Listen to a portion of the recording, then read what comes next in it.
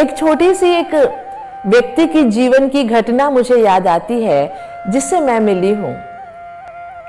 आप सभी जानते हो, कबाड़ इकट्ठे करने वाले एक तरह के लोग होते हैं। एक लड़की उन कबाड़ियों के बच्ची थी, छोटी सी बच्ची।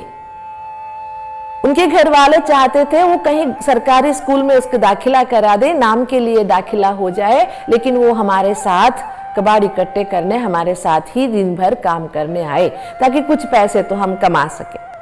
लेकिन इस बच्ची को बहुत ज्यादा पढ़ने का मन था, तो वो क्या करती थी, जहां भी जाती थी कबाड़ इकट्ठे करने तो जाना ही होता था। घर वाले नहीं तो बहुत डांटते थे। छोटी सी बालिका थी, 8-9 साल की।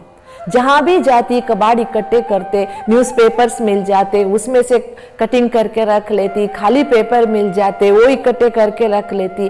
किसी के घर में कबाड़ दे देते, जो पिछले साल के बच्चों की नोट्स होता, वो सब इकट्ठे करके रख लेती और सवेरे सवेरे निकल जाती कबाड़ इकट्ठे करने। और जैसे स्कूल का टाइम होता, उसका एक एरिया हुआ करता था, वहां पर एक बहुत स्टैंडर्ड और बहुत महंगी स्कूल हुआ करता था, जहां का फीस बहुत ज्यादा था। ये बच्ची तो अफोर्ड कर ही नहीं सकती थी और ऐसे बच्चों को वहां दाखिला मिलना भी मुश्किल था। लेकिन उस स्कूल के खिड़की में जाके खड़ी हो जाती थी और टीचर जो भी बोर्ड पे लिखती वो सारा अपने जो कबाड़ के पेपर से उसमें लिख लेती थी और आके घर में प्रैक्टिस करती थी।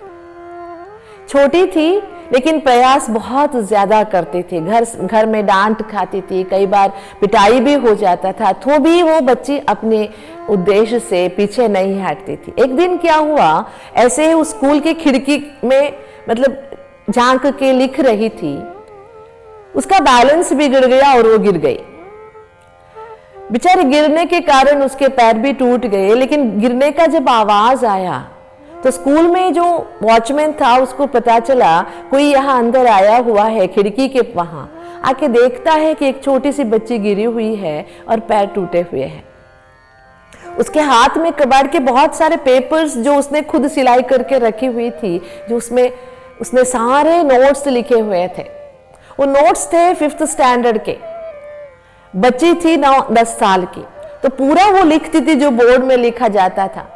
वो सब देखने के बाद वॉचमैन ने हेडमिस को बुलाया। हेडमिस ने इसे देखा तो ये रोने लगी, बोलने लगी, नहीं आगे से मैं ऐसे नहीं आऊंगी, मैं पढ़ूंगी नहीं, आज से मैं पढ़ना बंद कर दूंगी। पहले घर में पिटाई होती थी, आज मेरे पैर भी टूट गए, नहीं आगे से मैं नहीं आऊंगी, आपके स्कूल के अंदर नहीं आऊंगी। ऐसे जोर जोर से रो रही थी। लेकिन उसकी हालात देखते हुए हेडमिस को बहुत बहुत तरस आई और उसके बाद हेडमिस ने कहा, कोई बात नहीं, पढ़ना क्यों छोड़ेगी, तुम किसी के यहाँ चोरी थोड़ी कर रही थी, तुम तो पढ़ाई की शौकीन थी, जिसका मौका हर किसी को मिलना चाहिए। आज से तुम निश्चिंत हो के ना, कल से तुम स्कूल आना। उसी हेडमिस ने उसके पैर की इलाज भी कराई और रोज स्कूल में आने की छुट्टी दी और उसके जो भी जितने भी फीस होते थे, पूरे फीस उस हेडमिस ने वहां पर स्कूल में भर्ती कराई। उसके कारण से उतने बड़े स्कूल में उस बच्ची का पढ़ना हुआ। और पता है, कबाड़ी की ये बच्ची, जिसका घर में किसी का सपोर्ट नहीं था, जिसके घर में कोई पढ़े लिखे नहीं है, आज वो एक IAS ऑफिसर बन गई है।